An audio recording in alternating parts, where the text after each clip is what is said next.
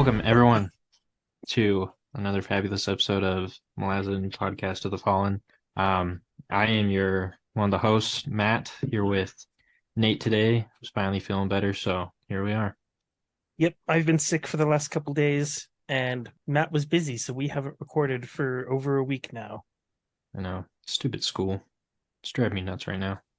Because it's not like the good kind of busy where like, wow, I'm feeling productive. It's the bad kind of busy. It's stupid busy work. Yeah, well, like I have a math test on Tuesday, and he just told us today, he's like, oh yeah, so the next unit. He's like, yeah, I'm gonna add that to your test as well on Monday. And I was like, we're learning something brand new like the day before the test, essentially. And there's a homework assignment every day this week on top of a project and review. So I'm like, Oh, great. this guy's a bit nuts. That's really fun. I That know. is why I have not gone back to school. It's just this class. Every other class is normal. But Yeah.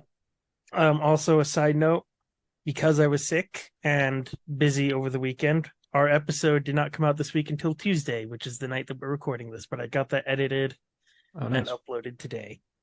I don't think there's anything else. I don't think so either. We just read what was it, chapter 11 and 12 this week? Just 11 and 12 this week, kind of splitting book 3 up into 2 weeks just because. Yeah. I mean, Uh, it was good. I liked yeah, it. so I can go ahead and jump us in. Cool. Chapter 11. Culp is trying to find a way to transport the group on the Solanda back to their world. As he accesses his warren, a giant undead dragon flies overhead and he is struck with an idea. He tears open a rent in his Mayanis warren and the ship comes through along with the ocean. With the help of the undead dragon, he uses illusions to seal it back up. As they ride in the dragon's wake, it takes them into a warren of fire. Baudin protects Felison and they go over the side, ending up back on land in Seven Cities. It's revealed that Baudin is a Talon, the original covert organization of the Empire started by Dancer, which has since been decimated by the Claw, and he was sent by Tavor to protect Felison. She wasn't supposed to stay in Skullcup long, but Baudin thought that she liked it there. She tells Baudin to leave, and he does, and Heboric, Culp, and Felison flee the whirlwind. Fiddler and Mappo discuss Shaik's death, Apsalar's memories, Pust's plan, and the Path of Hands. Iskarl Pust wants Apsalar to take the role of Shaik, and it's revealed that Servant is her father. He has walked out into the desert to lure Apsalar out there as well. Mappa reflects on his bag of holding and the people that he stuffed inside it over the years. Ikariam asks him what finding his memories will do to him, and Mappo does not really answer him. Kalam observes a rebellion camp with rows of crucified children in front, and he hates that he is powerless to do anything. He returns to the family and uses Quickben's shaved knuckle, which transports them into the Imperial Warren. Lostara Yill is about to follow when Pearl appears, a claw. He will accompany her. Apt took all the children off their crosses to be healed. Shadowthrone heals the child grasped in her claw and gives it one eye. He disappears, and Apt and the child enter the Warren. That was a pretty cool chapter.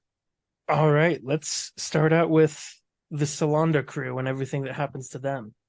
That threw me for a loop. I was a little confused reading that, not gonna lie. Makes sense. I figured that you would have some questions.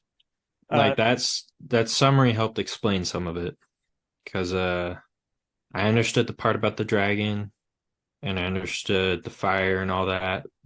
But it like I was like, how'd they get through? That's what confused me. But now that makes sense. okay, yeah. So Culp is just accessing his Warren, which is the Warren of Shadow, trying to find the group a way back to their world, and he thinks about the fact that there's like a universal law that to transport from Warren to Warren, you have to go from land to land, air to air, water to water. Mhm. And they're on water, but he can't find any water in his realm. And he Um, decides, you know what? He's struck with an idea. He's going to tear a hole in his Warren from the Warren where they're currently at into his Shadow Warren. And so the ship can come through on the waves of the ocean that come through as well. gotcha. That makes sense. Because he figures that once they're inside his Warren that he controls, he can easily take the group from land in his Warren to land in their In world. Yeah, that makes sense. But somehow he underestimates what tearing a hole in an ocean will do. And get cooked. Yep. So he starts trying to use illusion to seal up the rent in his warren once they're into Mayonnaise, and he's not powerful enough. So the giant undead dragon that flew overhead is like, you know what? This is probably a bad thing. I'll help. So then the dragon seals it up. Yeah. Okay. The dragon's an undead dragon. That's Yep. a Jagoot, is what I gathered. No. Or is a bone He- caster? Heboric mentions later in their sections, I think in the next chapter, that it was a Oh, is it the next Talana chapter? mass. Oh, Talana Mass.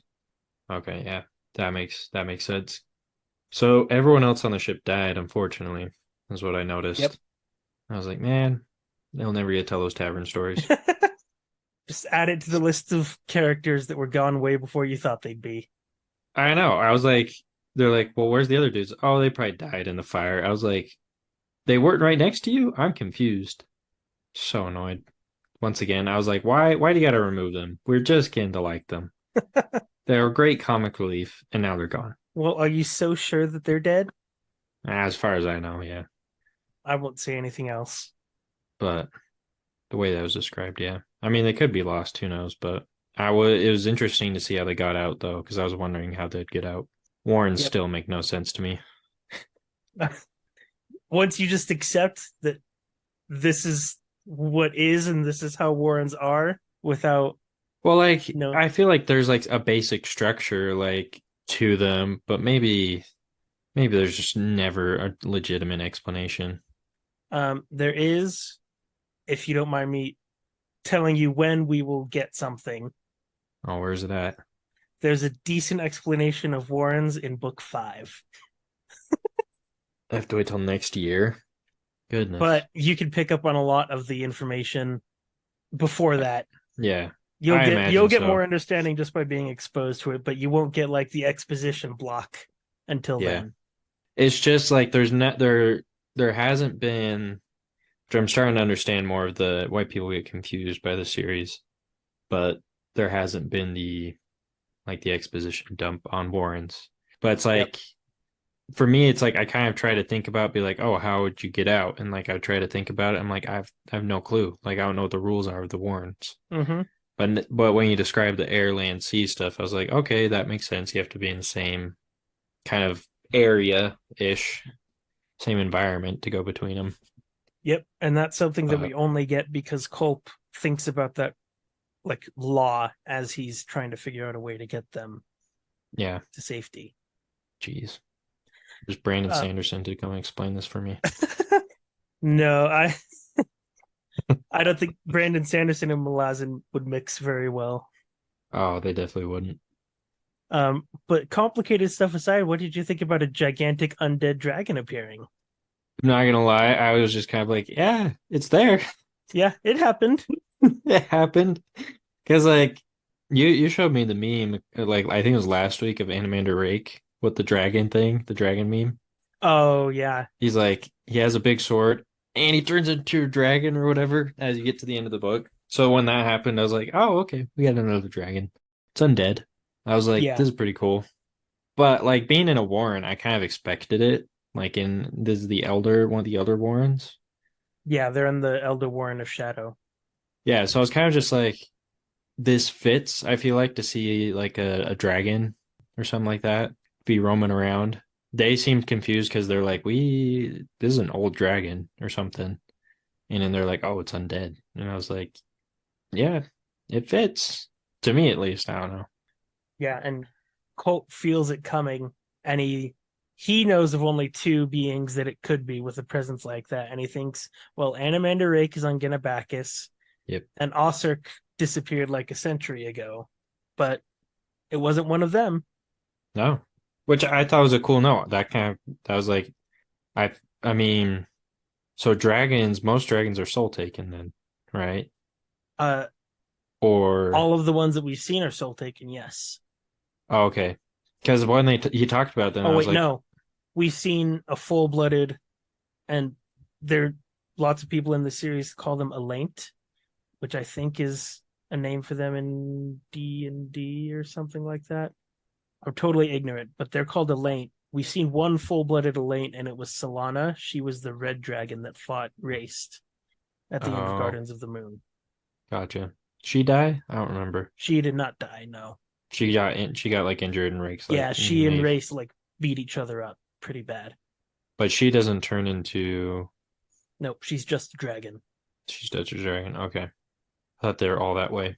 That's why, because when I was like, oh, it's probably just some person being a dragon roaming. But I mean, that makes sense. That it's just probably a regular dragon or something like that, maybe.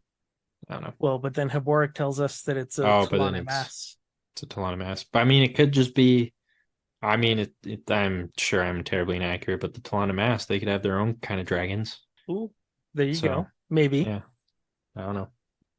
But yeah, the dragon takes them into a warren of fire, and I love some character makes a point like, I didn't expect it to go into a warren of fire, and it's like, well, it's a dragon.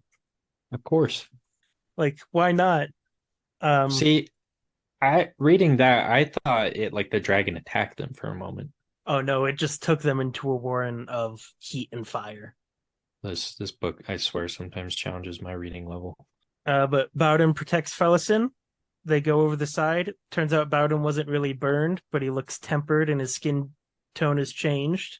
And we finally learn who Baudin was. I remember you theorizing a ton about that because I just edited our episode where Fellison finds his tools. And I Hmm. specifically pointed out, what do you think this amber talon that he has is? Oh, and I say he's an archaeologist or Yeah. something. I totally forgot about most of it. So That's funny. if you have any question about the talons versus the claws, because I'm trying Bowden to is a think. talon. I just gotta say, I was like kind of excited. I was like, oh, this is cool. He's a Talon. I have no idea really what that is. Like they give some context, but still is like, this is pretty legit. This is cool. Mm-hmm. Bowden's awesome. And she's like, leave. And I'm like, no. And he's like, fine, I'm out of here. I was like, Yep. why? I was like, Culp. I was like, we need him. Don't kick him out. Kick Fellison out. We don't need her. Yep. But So that explains why Bowden stuck with her because he was ordered to. by it was by her sister, right? Yeah. So Interesting. That's what I thought was she kind of was not meant curious. to stay in the slave camp for long, but Bowden thought she liked it there. And I'm like, you could have just kidnapped her. You don't seem to have much of a moral compass. This is true. But maybe he was like, I don't want to deal with her in that state. Yeah, but she wasn't supposed to be there for long.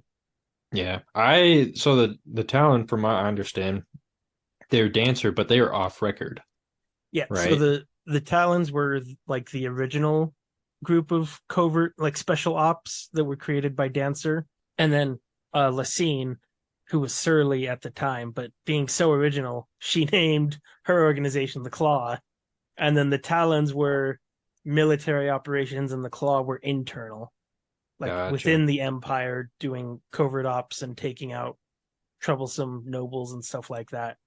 And Yeah. then when Lacine took the throne, the Claws and the Talons fought it out in a war, and the Claws won. Yeah. Now the towns are just kind of scattered to remaining. Yep.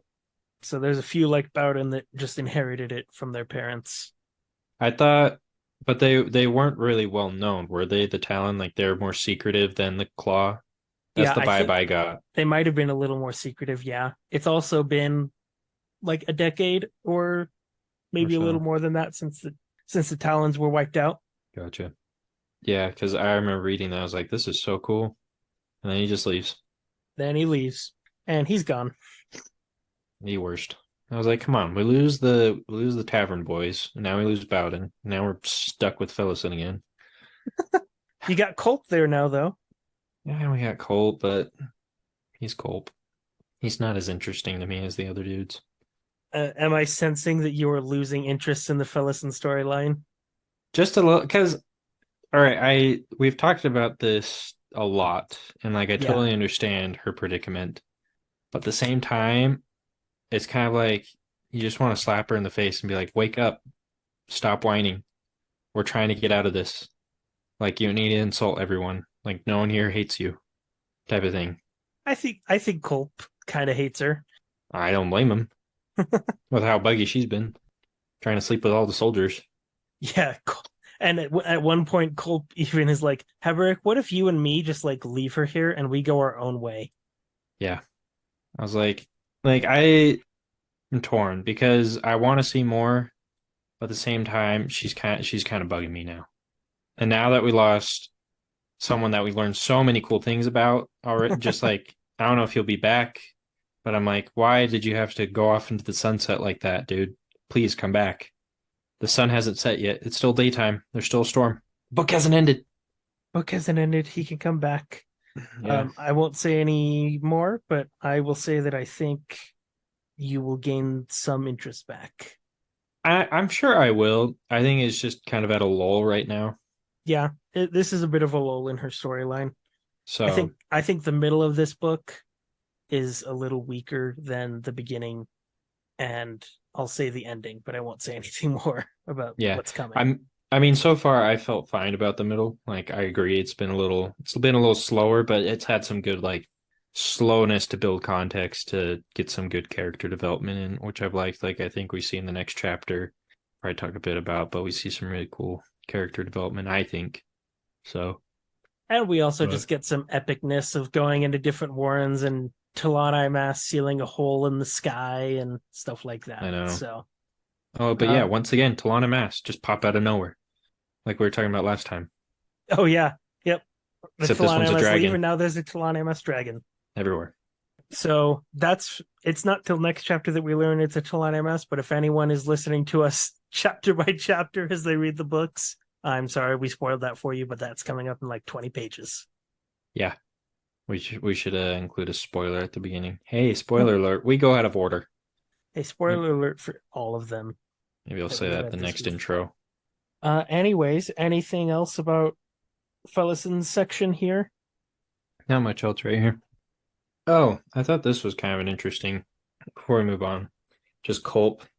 Um, that was just kind of a fun note of he was like, I'm just waiting for like some spark of something to figure out, like how to get out of here. Because I thought that was interesting. I feel like that's how some stories are, but That that is a note that I did want to make. He's thinking at the beginning of his section that he's looking in his brain for some simple, elegant solution to get them out of there. And then mhm. the dragon appears and he's like, and then it says something like he was struck by an idea, and what more, it possessed elegance. Yeah. So that was fun. Just I think that's Erickson's short story writing showing through, just connect within this one section, Hmm. having a cycle repeat itself. Yeah. It was pretty good. Let's see the next section. We have a discussion between Fiddler and Mappo, all about Shaik and Apsalar's memories. We can just take that into the next section where it's revealed that Scarl Pust wants Apsalar to take the role of Shaik, and that servant that he's had with him is her dad.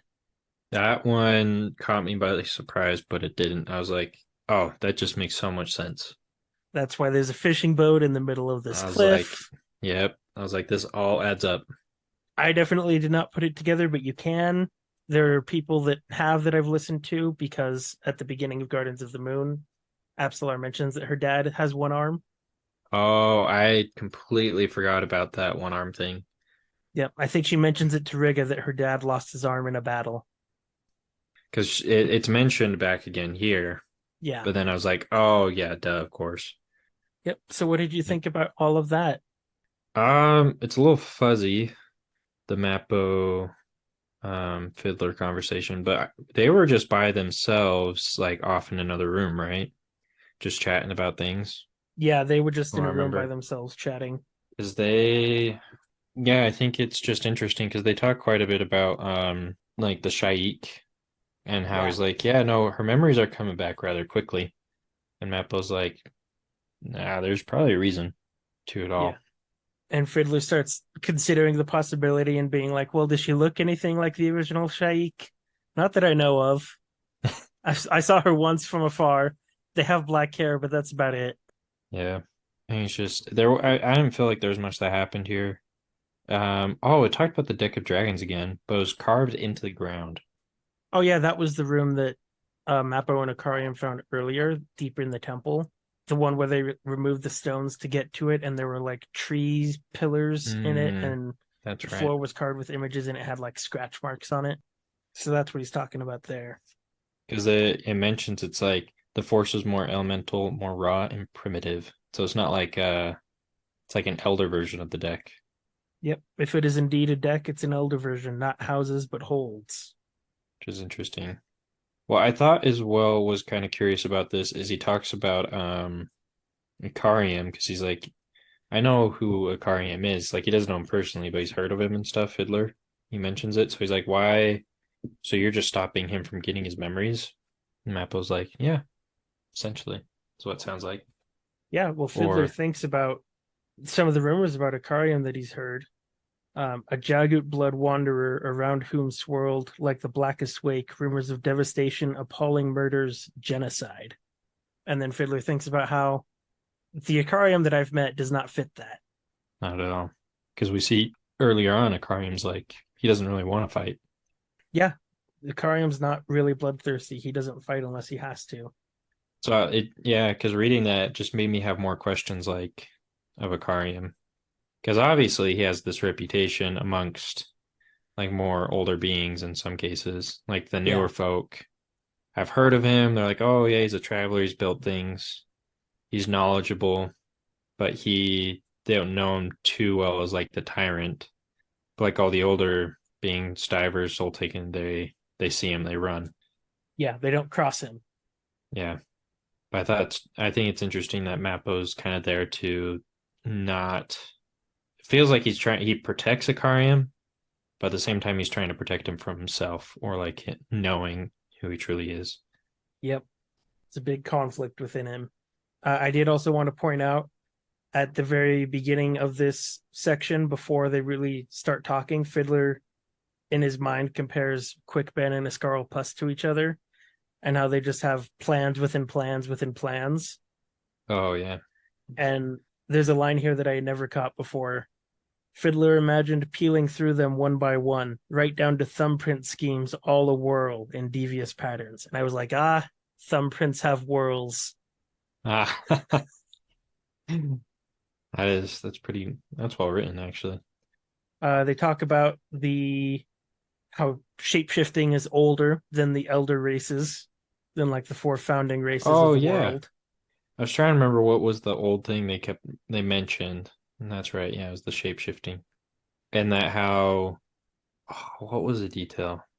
That was kind of discovered and then there was like a fight to be the strongest shapeshifter or something. Yeah, the shapeshifters can't normally abide each other, Hmm. and they're lured to dominance, and so Yeah. almost like raced in a way. They want to be tyrants, and so if one of them ascends, they would be in control of all other shapeshifters. Yeah. And Map was like, that'd be really bad. And Fiddler's like, okay, hold on. Are you trying to tell me that an empire of shapeshifters would be inherently worse than any other empire that exists? He's like, you got a point. But it would be worse just because it'd be so powerful. True. So There's a line in there, something like cruelty finds a way, or something like that. yeah. And at the very end of the section, Mappo's like, crap. And Mappo says, what is it? The lantern went out a while ago. We're in the dark. I just, I like that because it's like they're metaphorically in the dark. Oh, that makes sense. I was a little confused because like you just noticed you don't have any light. Yeah, I think it was more hitting it a metaphor there than maybe actual literally being that way, but who knows? Yeah, could be taken either way. But isn't this where Apslar takes off though? Yeah, At this Apsalar point? has left after her father. Her father is walking into the desert to lure her out there too. Yep. And so because Crocus comes in quickly, he's like, "Hey, she's gone" Yeah, or he something. he like starts strangling Puss. Yep. But they defend Pus. I thought it was interesting. Maybe it's not this part, but Fiddler notices Crocus practicing knife techniques or like fighting. Oh, was that in this section? Maybe not. I Maybe it's totally missed later that. when they're leaving. Because it was like right before they left. They saw him like he just saw him like before they had everything packed. Oh, I totally skipped that section. I totally skipped that Skipped in the intro or the reading summary. in the reading summary and when I was actually reading. Oh, funny. Well, see here, Nate. They leave. They pack up and leave. They leave, and Crocus has Yeah. been practicing with his knives. Yeah. Because when you said it, I was like, did I really get that confused? No. Yeah. I also love Mappa's bag of holding. Oh yeah, It's he's just like it's like totally a D&D thing where he's got a bag that's way bigger on the inside than it is on the outside. I definitely thought of Hermione's bag in book 7. Oh yeah. Yeah. Is it called a bag of holding in Harry Potter too? No, she just used I think it was an undetectable extension charm or something, or like I don't remember. It was like Probably. kind of illegal by the way it sounded, but I mean, she's Hermione. Nothing's illegal for her, I guess. But no, I thought that was funny because he mentions it. He's like the witches. This shouldn't have lasted as long as it did because he pulls out this like random bone or something Yeah, like a that bone weapon. no one knows where it's from. They just found it. They're like, yeah, we don't know where this bone is from. It was just here. And they gave it some spells, and he's like, well, maybe the spells in this thing have been feeding the Warren inside the bag, or maybe it's those people that I've stuffed in there over the years. Yeah. No, his oh, that was the other thing. I was like, wait, you got a Warren in there? What is this? Yeah. Um, Warren is used colloquially in the Malazan world to refer to any like magical Oh, okay, dimension or okay. space, I think. That makes sense because I was like, please don't tell me. Is it like the like a less cool version of Animator Sword. Rake's sword? Yeah, if you push people into this bag with a Warren inside it, they will have to dance in a meadow of flowers forever. And if they stop, then their souls are lost forever. And they feed the bag so it stays alive longer. I guess I should ask, what do you think about Apsalar being prepped to take up the role of Shaik? Uh, I feel bad for her. She just wanted to go home and see her dad. Now she's chasing him down in the Desert Storm to maybe become the new whatever Shaik is supposed to be. Which kind of I was a little confused, not gonna lie. Is the idea that Shadow Throne then will have control of the whirlwind? Yeah, So that because his ploy is to take back the Empire, by what I'm understanding. yeah. From what people have put together, yeah. Yeah, because he doesn't like Lysine taking Nope. over. And And so so if he's in control of the apocalypse, then that's a great way to get rid of the Malazan Empire on the continent. because he so then he's gonna be starting his new empire, There you go. like and instead of Malazan, be the And Shadow. yeah, Mabo even makes the comment, I don't think I like the idea of an empire under a god. Well, we learned from Kroll the mortals run everything now, so I don't know. Who knows? Who knows? But this is a new god that was just came from a mortal, so that could be bad news. Could go either way. All right. And then we've got Kalam feeling helpless as he sees just rows of crucified Malazan Oh, children. poor Glom.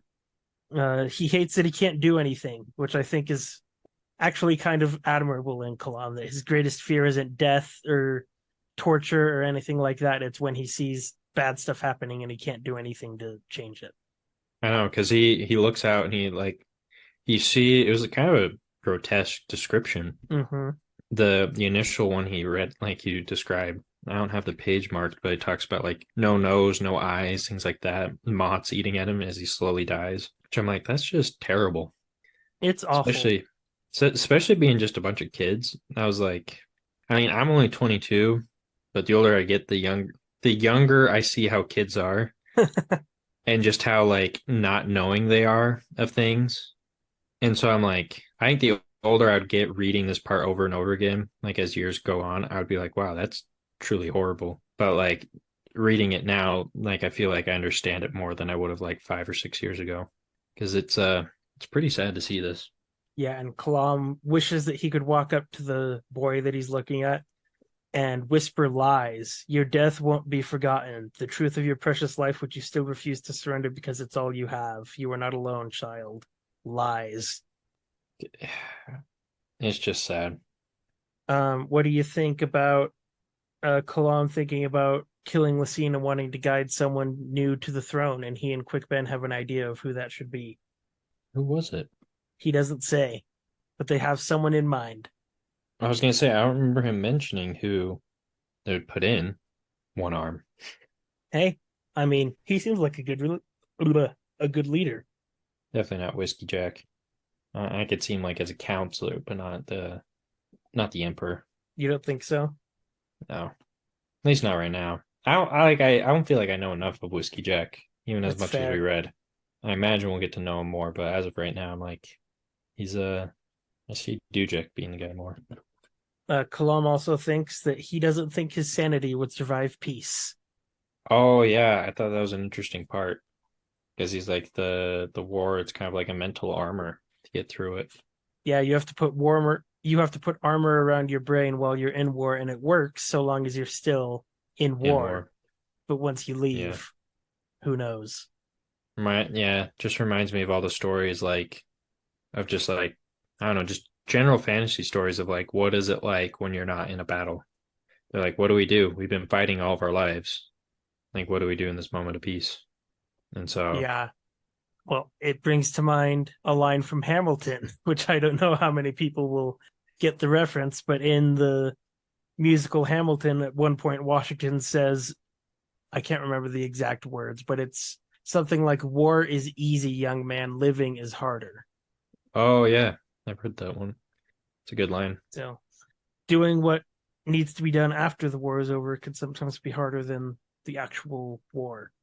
Yeah, because I mean, it's like in war, you have a clear cut purpose. I think that's what draws some people to join the military or something. It's like you have a purpose, you know what you're doing, you're training for something, like you're preparing for something at least. Like Yeah. you kind of have a goal. You know, there's a surety of like what you're doing is worthwhile. But then after that, you're just like, well, what do I do? Like, especially when you're someone like Kalam, who's trained like a claw, like a master assassin, and he did it at an older age by the sound of it, and he has a notable reputation. It's Mm-hmm. like, it's kind of like, what is he just gonna be the village baker now, cooking up the sourdough bread every morning? He can be the butcher. Oh, you could be the yeah, that's true. You can be the butcher, but it's like, yeah, it's like, what do you do? Because he may not feel as fulfilled or something, and then as well, not being in war, having your mind constantly occupied by that, being desensitized to death, to go home and then be back around living with Yeah. death being a less common thing. You're probably like, oh, this I don't know. I feel like it'd be tough. Yeah, for sure. But Kalam also uses quick bends. He thinks of it as his shaved knuckle in the hole, which he Yep. was supposed to use in the palace at Eren, or in the palace at Unta, when he's there ready to kill the Empress, but it takes him into the Imperial Warren. Because he's like, there's no way to get around this army. Yep. So they're in the Imperial Warren now, and the gate stays open for far longer than Quickman probably thought it would. Yeah. I thought that was kind of cool. The whole Warren situation. I'm like, quick, Ben, why can you not be in this book right now? I just want to have like, can we just have like a deep, long history of who you are real Well, quick? he can't be in this book because he's all the way over on Genabacchus. That's true. But Lostara Yo comes up, the Red Blade. She's the one that killed Shaik. And if you remember, Kalam, the entire time since he's left Shaik, has been like, I feel like there's someone following me. It was It's been her. her. And then a claw just randomly appears out of the warren and is like, come on, I'll join you. You're looking for Kalam? Let's go. Is Yep. his name Pearl? This is Pearl, right? His name is Pearl. We haven't met him before. No, we have not. We have met a character named Pearl before, though, because Pearl was the demon that was killed by Animander Rake in Gardens of the Moon. Oh, okay, I'm like Pearl sounds so familiar, but this isn't the same Pearl, is it?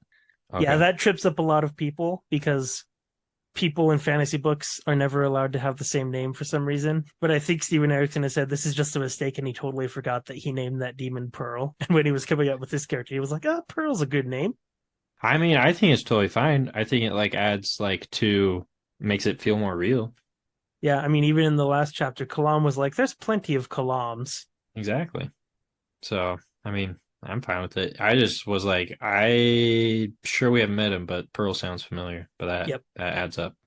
So specifically, it wasn't the demon that Rake kills at the end of the book. It was the one that Quickben and Kalam release to help them escape from the ambush, like midway through the book. Oh, The one that they release, and then Rake kills it when they're like a block away. he gets in the fight with it. Yeah. And then we've got Apt the demon. She's taken all of the children down off of their crosses, and she wants Shadowthorn to heal them all. Yeah, I thought that was pretty cool. I love that we get the one-sided conversation with the demon and Shadowthrone, and we're just hearing like Grunts. the demon grunted and clicked something, and Shadowthrone's like, "Well, it's not my fault.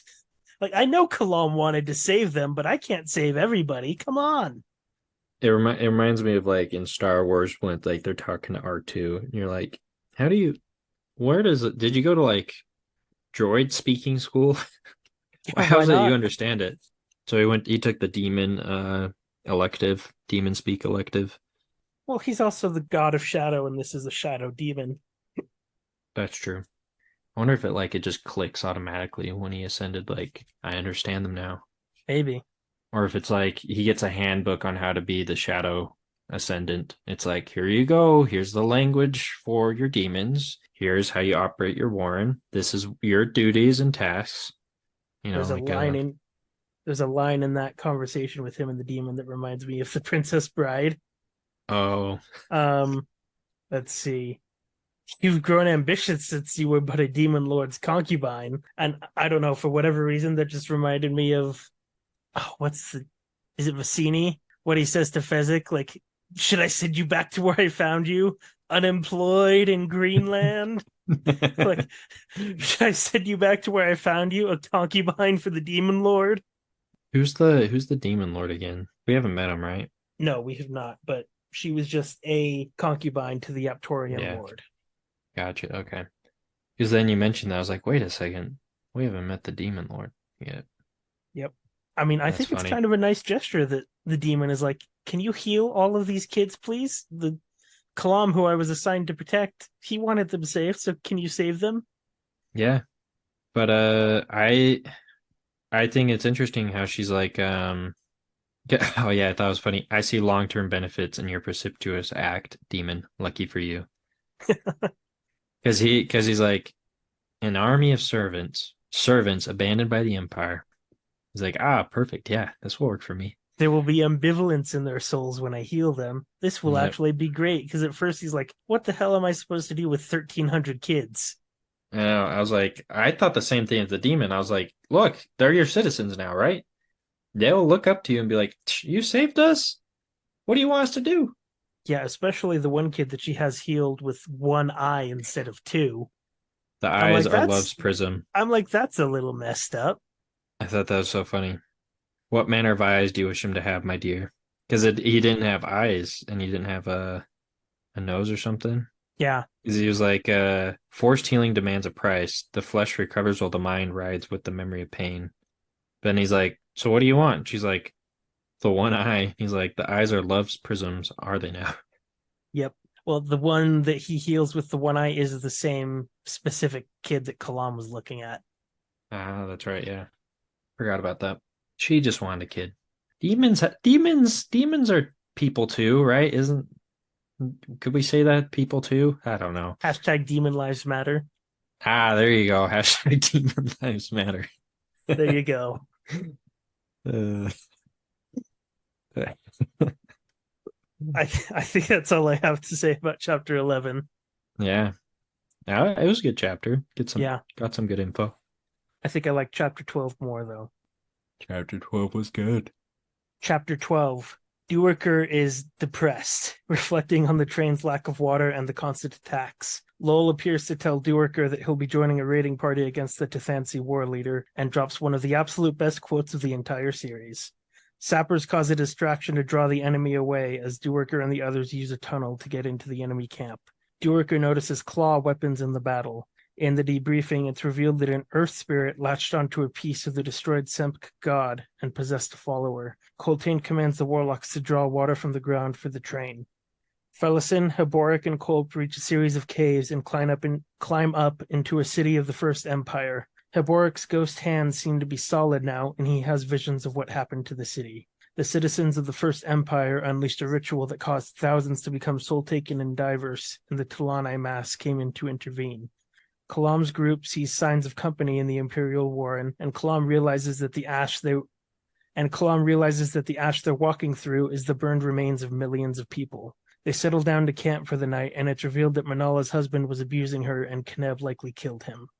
Fiddler's group struggles through the whirlwind after Apsalar along the path of hands in the midst of shapeshifters and Shaik's warriors. Pearl and Losariel exit the Imperial Warren to help the Seventh Army in a skirmish. They almost die to the Semp spirit, but Apt appears and tears it to pieces. They fall back into the Imperial Warren, and Lostara passes out. Only a couple things happened. Just a few. Right. I have to start out. Is this the quote? This is the quote. This may be the same one I was thinking of. Children are dying. That's a succinct summary of humankind, I'd say. Who needs tomes and volumes of history? Children are dying. The injustices of the world hiding those 3 words. Quote me, Dorker, and your work's done. And he says, I'll quote you, soldier. Be sure of that. Yep. He's like, you're right.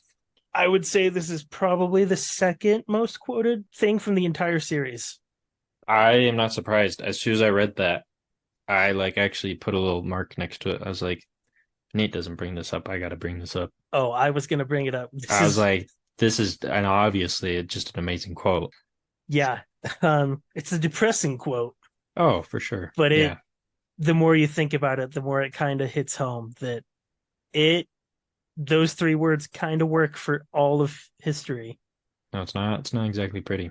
I think we mentioned it. Like we were talking about at work the other day. Oh, we are joking about Columbus Day because we're like, yeah, we learned as Columbus, Columbus came to Americas. And it's like in middle school, Columbus came to the Bahamas or central, like the islands there. And then it's like high school's like Columbus wasn't a great person, but his journey did help, put us on the map, I guess. And then college, it's like you don't even want to know what he was like. He was terrible. Yeah, he was a murderous, rapist piece of crap. Yeah. I was like, that's the true history there. We don't sugarcoat it after high school. Yeah. We won't get I even hesitate to bring this up. We won't get political on this podcast, but Children Are Dying feels kind of extra poignant because in the last few days the whole Israel Palestine thing has blown up and there's a ton of civilians dying. Yeah. And no matter what side you're on, killing civilians is not okay, and children. Oh no. So that was this quote, because I had read it the day before. That was the first thing that popped up when I saw some of those reports. Yeah, it's it's sad but true. And I mean, you think of Ukraine as well the past bit. I remember we kind of stopped watching it as much just because it was kind of really depressing to watch. I mean, but not CNN, 60 Minutes, they did a lot of coverage of Ukraine, and they show footage and images and stuff, and just mass burial sites and just terrible things. And I was like, dang, this is not good. I mean, to put it very uneloquently, it's not good. There's always the quote as well of, I mean, Linkin Park has a quote in one of their songs that when the rich wage war, it's the poor who die. Yep. Or when the mighty and powerful wage war, it's the innocents that suffer. There's a whole ton of quotes that kind of cover this, that children should never be the ones that suffer. Exactly. Because, I mean, you talking about that brings up another bit that I want to mention that I thought was really kind of put very well. It says, we bow to our skull-faced patron, and in return for all the spilled blood, Coltane, Shaik, and Lassine will all send to stand alongside the Shrouded One. Speaking of Hood being the Shrouded One, but kind of to add to that was after all this fighting, these refugees dying, and all these soldiers dying, and all these skirmishes and stuff, the main people that keep surviving all this, that people keep looking to, that are still on top, is Lassine, Shaik, and Coltane. It's the leadership. Yep. Which I think is interesting. Yeah, it's really depressing to read, and there's the comments as well about how the dogs are tearing something up, and it's you don't want to know what they're tearing up. There's been rumors that the dogs have been digging up children's graves. Like I said, you don't want to know. Yeah, as well, isn't the rich people or something I mentioned? I think that was more just an insane rumor. I don't think the nobles are actually eating children. Yeah, I mean, when I read it though, I was like, I wouldn't put it past some of them. Nobility in human history and fictional history, awful. Some of them. You get both sides of the coin. You get some of the greatest people imaginable, and you get some of the worst. So I mean, And we've already seen the characters, some of them. What about our servants? They took them. Who's going to draw our baths? Who's going to cook us food? Who's going to put my bed together? Who's going to tuck me in at night and read me my bedtime story? Yeah, I don't you'd think know. they'd be past but that by now, but doesn't appear so. Not at all. But yeah, no, I really appreciated Duerker and his perspective and just how he's written this whole like this whole scene. Just because like he really kind of puts that weighty like because he's been out of combat for a while.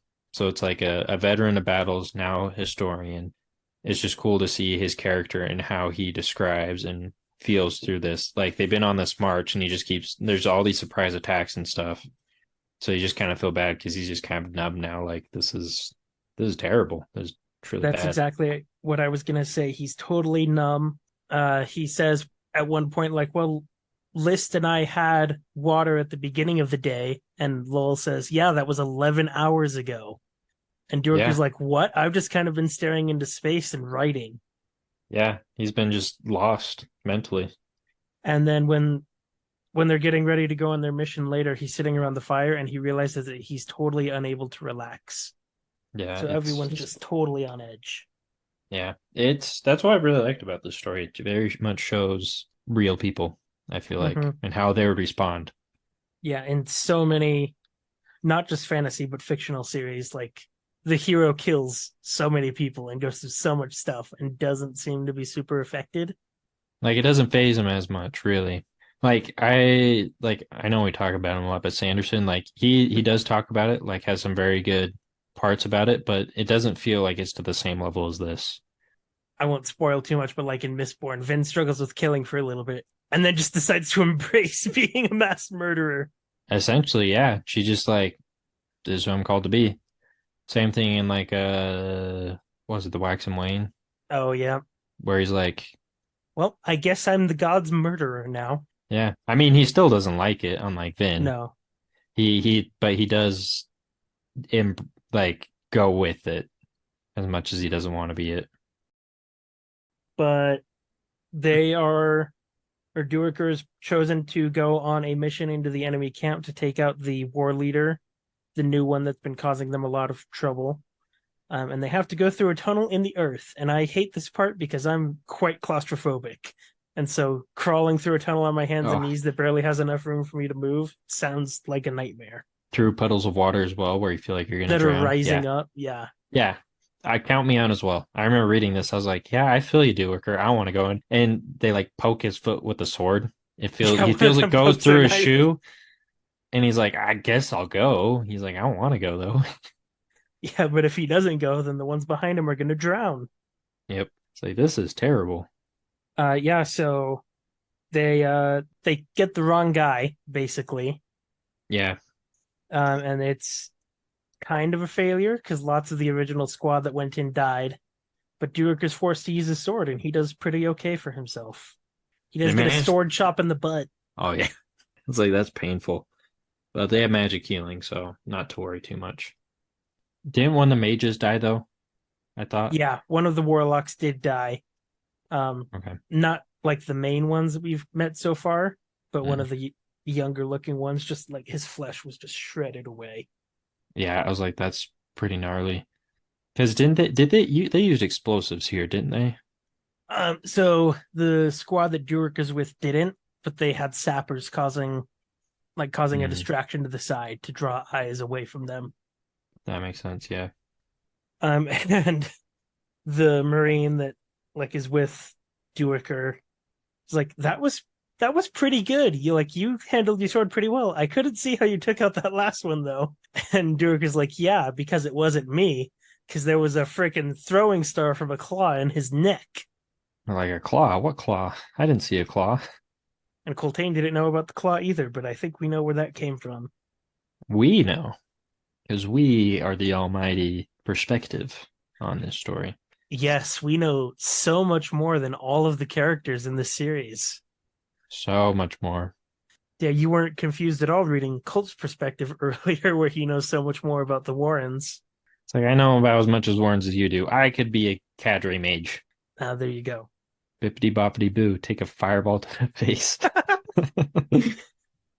I don't think Avada Kedavra would work in Malazan. No. a little side note, but I saw a meme. It was a Harry Potter one the other day. I don't remember where. You may have seen this or someone else may have, but it was like, I know 2,000 different spells. We can have our, uh wizard's duel or whatever. And then the next little comic below is just like both of them Avada Kedavra.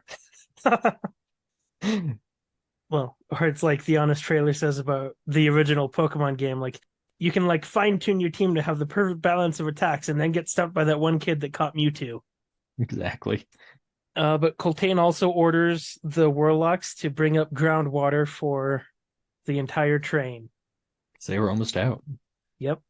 And now they've got enough water. Thanks to Deweyker. He's like, wait, there was water back there. And they're like, what? What? Yeah, they made a tunnel and you forced me to crawl through a tunnel filling with water. There was water back there. I thought it was interesting as well, like Coltane's kind of shocked when he's like, there's a claw. Like they Mm-hmm. they all kind of seem a little shaken up and a little worried. Yeah. It makes sense. Like Coltane, because if you're Coltane, that either means that someone has sent a claw to your army by Warren, which is weird because you've obviously had no communication with the Empire while you've been trudging Running. along, or there's Hmm. been a claw hiding in your army the entire time, which is Yeah. also concerning. This makes me wonder. We have Warrens. We have the Imperial Yes, Warren. Why have they not used a Warren to run away with this massive refugee camp? Like it, because making a Warren gate that big is really, really difficult. but I mean, still, it's like you can't send a messenger to the Empire like, hey, we are on the run. This is happening. Well, but also remember, Kalam thinks when they enter the Warren that he's shocked that they're in the Imperial Warren because he thought it only extended for a few hundred leagues around Unta.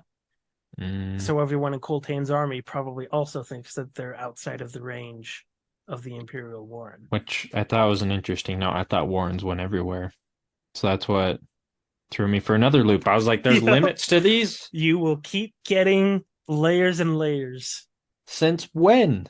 But then it makes sense because you got a Culp, he's like the Shadow Warren. There's not a drop of water in there.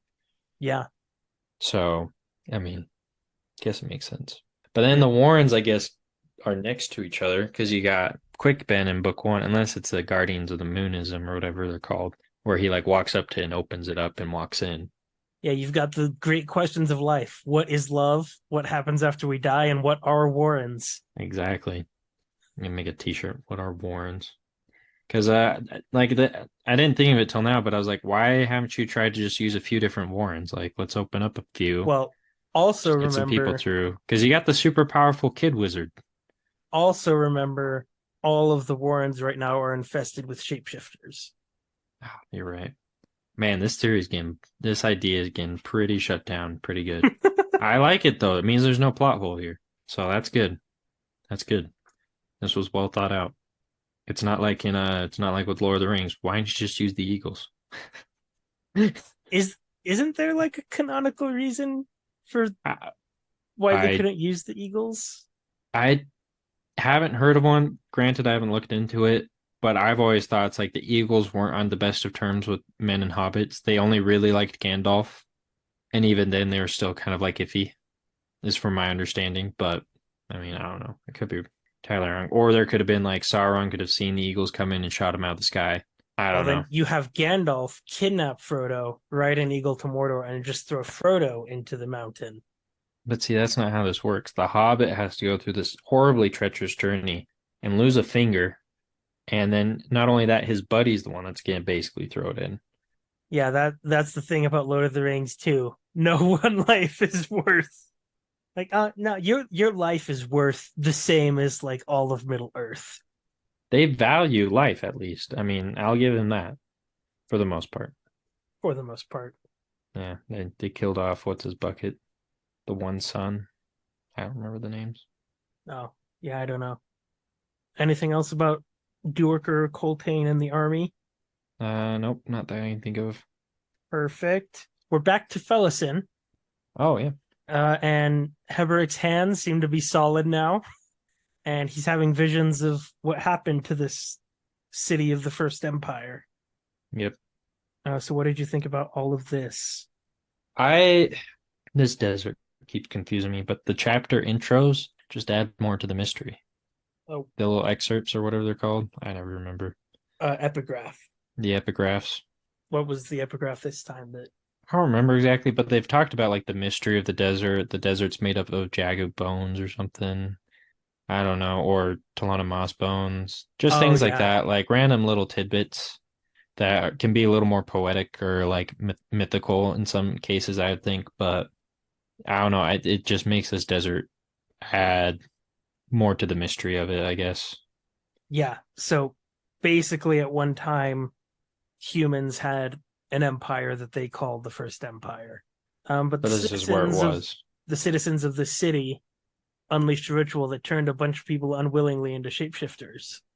Which I think is interesting. Some of them got turned to stone, and the Talanimas came to intervene. And Fellison finds like a melted Talanimas that's been like fused to the rock or something. They're just everywhere. I thought the city was pretty cool because it's just like there's just this really cool Arab mystery with everything. Yeah. But yeah, that as well I thought was interesting that they found like that Dewar as well. Like he has his hands back and they're able to climb up that thing. Oh, Heboric. Heboric, yeah. I mean, my name's mixed up. But yeah, Heboric was able to climb up, use his hands, but I think it's cool that he's like kind of able to reveal everything. Like, oh yeah, soul taken. Yeah. Divers. But it was only a limited group that were trying to do it, but it affected everyone. Yeah. I thought it was funny though, Fellison uh used his raincoat to climb up Oh the yeah. Climbs up the pillar. to climb up the pillar and she like kind of injures himself and both of them get up without any issues. And she's like, well, that was stupid. Why did I do that? I was like, serves you right. Heboric's like, "Kay, I'm blind. I'm blind right now, so you'll have to position me." And Cope is like, "Kay, I'm up at the entrance." And Heboric just throws him up through the hole. Yeah. And then Culp goes to open the door later and busts his nose. Yep. Or Culp. Beat up here. Well, I love that he's talking, and I imagine he sounds something like, "I think I broke my nose." And Oh Fellison's yeah. like, "Well, based on that new accent that you have, I'd say so." She's a sassy one. But yeah, I thought that was pretty funny. I was like, the Culp's just getting beat up, man. Since he left Dewicker. Goes into a warren, encounters two different Talana mass, goes through a bunch of fire, all this other stuff. Stuck with a blind priest and a sassy teenage girl. Yeah. Is so Dewicker, I was a little confused because you mentioned and it mentions he's blind. Is it just like a temporary thing or a legitimate thing? So he mentions at one point that he can't see with his normal eyes right now, and so he's like, Mm, he's got other sight. I'm gonna be totally honest, I still don't fully get why he's blind right now, but he is. weird. Oh, speaking of Fellison's other, like, her zingers, when she's getting ready to climb the pillar, she tells Colt, "Give me your belt." And he's like, "Hell of a time to want to see me undressed." We could all use with the laugh. I know he's like, why don't you use your shirt? She's like, you're not getting to look at me for free. Yeah, no one gets to see my breasts. Not for free, at least. I was like, oh geez, come on, Fellison. It's time to move on past that lifestyle. Yeah, move on from your deeply seated trauma. It's like you didn't go through anything terrible at all. It's not like you're hanging on to your bitchiness just because it's all that you have left. I know. It's like, come on, grow up. Just grow out of it. All right. Anything else about that section? There wasn't much else. Let's see. We've got Kalam's group. What did you think of the reveal that the ash in the Imperial Warren is the remains of a whole bunch of people? I was kind of confused. I was like, where did they come from? What happened? Nobody knows. So that's fun. It's epic, I think, to just have this other dimension of the ashes of millions of people, but it's also like, It's holy crap, depressing. what caused that? I know. Well, because they mention as well, he's like, it's kind of like just dusk all the time. Like there's no true day or night, so it's just kind of dusk. So it kind of reminds me of Mistborn Book One a bit, where it's just kind of like dark all the time and just kind of ugly. And I'm like, this just sounds like a miserable place to be. Yeah. Kaneb also mentions that like it just gets in your inside your respiratory system and everyone's snoring because of it, and Yeah. Your throat gets scratchy and it's uncomfortable to lie down on and all that. Yeah. And Kalam's there. He knows how to get out, but he's unable to because he Yep. can't. Because Pearl mentions later on, he's like, he's not able to focus. He can't get himself out of here. I did like this bit because we got to see Keneb, right? Is his name? Yeah. Yeah. I thought it was cool to see him finally alert and awake enough, and then he just got to chat with Kalam for a bit. Got to learn a little bit more about him and his brother-in-law or whatever it was. Yeah, Manala's husband, so it would have been his brother-in-law. Yeah. And how just terrible of a guy he was. Yep. And he brings up like it's one thing if you beat up your wife and it takes a month for her to heal, but if you've got squad healers in debt to you, then you can just do it again tomorrow.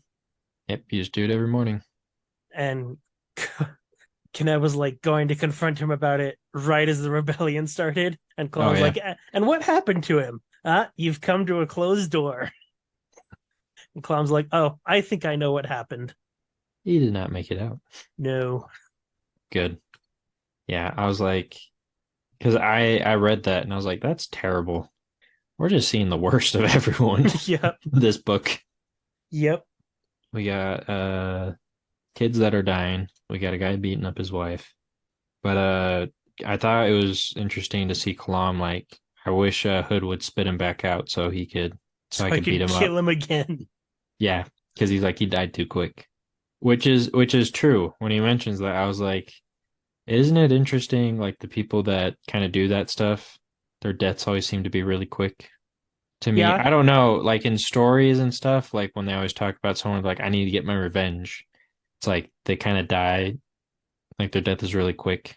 I think it's almost like people making an excuse because a lot of times trying to get revenge, like when you get it, there's I mean, I haven't ever like sought out deep revenge on anyone, Mm. but all the time in stories when they finally kill the person that killed their father or whatever, lots of times it feels like they're described as having like an emptiness inside them. Yeah. And I almost feel like them saying he died too quickly is like their way of trying to say, like, I didn't do enough. I should have Yeah. tortured them before I killed them, which is also kind of a horrible thing to say. As I was gonna mention that because I've always thought like I feel like they would like to get their true revenge, it's like they would want to kind of give them a taste of their own medicine, as unfortunate as that is.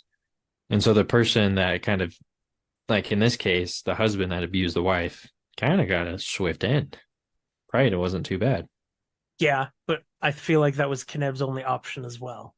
Yeah, which I mean, I can see why Kalam in the situation he's in is like that's unfortunate. These last two sections, I don't really have a ton to say about. Fiddler and Crocus and Mappo and Akarium are just chasing after Apsalar through the desert. Yep. And then Pearl and Lostara Yil come out and assist the Malazans in their skirmish. Yeah. I think it's interesting Pearl can kind of jump in and out of the Warren as he wants to. Yeah, well, he's a claw, and they use the Imperial Warren a lot. Like we saw Topper Hmm. like communicate with Piran a lot with it in Gardens of the Moon. Yeah. I just think because I mean I feel like Taxus and Warren you usually have to be like a mage of some sort of wizard is like how I understand because they're like, oh, the Warren gives them the power. So I just think it's kind of cool and interesting to see this member, like a Claw, who's usually like a non-magic kind of person, from what I've understood, be able to just kind of hop in and out of this magic portal. Yep, So but he and Lostara are about to die to that Sempic spirit thing, and Apt appears out of the Warren and just tears it to shreds.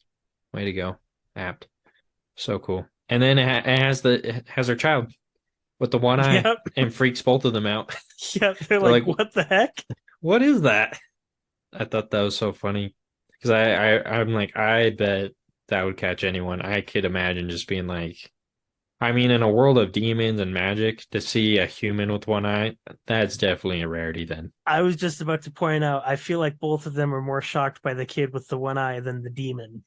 I mean, after everything they've been through, it's like it's pretty funny that it's the kid with one eye that surprises them the most. Yeah. And this is our second episode, I think, in Deadhouse Gates where we end on someone passing out. Because the episode I just edited with chapter 6 and 7 ends with Fiddler passing out from his pain, and Oh this ends yeah, with Lothario passing out. because they get back to the old Warren and they're out, Yeah. passed out, cold. So that was a Yep. hectic fight. Was a hectic fight. But now we know more than Dewicker. I feel honored. You know more than the Imperial historian. Exactly. The historians don't know anything to begin with.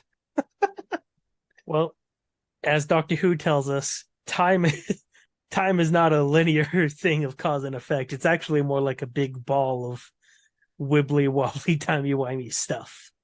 It's true. I think that actually applies to history more than we realize because there's so much of history that we still like don't understand. I actually saw a post the other day of a conspiracy theory of people saying there's a conspiracy theory out there of people that say that there's a period of like between like 250 and 470 AD or something that actually doesn't exist and that we should actually be living in the year like 1796 or something. And the top comment on the post about that conspiracy theory was this would make a great Christopher Nolan movie. I would watch that. That would be a good movie. I assume he could do great things with that. But it's just history is malleable and the victor decides what history is and all of that stuff. So Well, I mean, you got the Jews with their calendar. We're they're in what, year 6,000. You got us in our year 2000. And so it's like every eh, new day, it's like, you here's one new fact about this person you didn't know. I'm like, there's several okay. different new years throughout the course of the year. Yeah. What I think is interesting about history, it's like you dedicate your one life to study someone else's life. Yeah. It's like I'm a historian of Lincoln. It's like what more could you study? What more could you add to that? He was a dude. He was a human. Like just another guy like you and me. He had a great impact on history, of course. But like what more can you pull from that? Well, That's what I think. I mean, as you've seen with the Warrens, you can always add one new little thing. It's true. Then it just gets too complicated and weird. Then you get breathing dragons and fire and flooded warrens and ash warrens and shadow warrens and birthday cake warrens and yeah, Who knows? Will it keep getting more complicated? We will see. I imagine so. But we'll be back next week. We're covering chapters 13 and 14, just finishing up book 3 of Deadhouse Gates. And then I still need to decide how we're going to divvy up book 4 because there's like 11 chapters in book 4. Is that the last book? Yeah. Every Yeah. Malazan book from now on, except for the 10th book, only has 4 books within it. But Yeah, we're over halfway.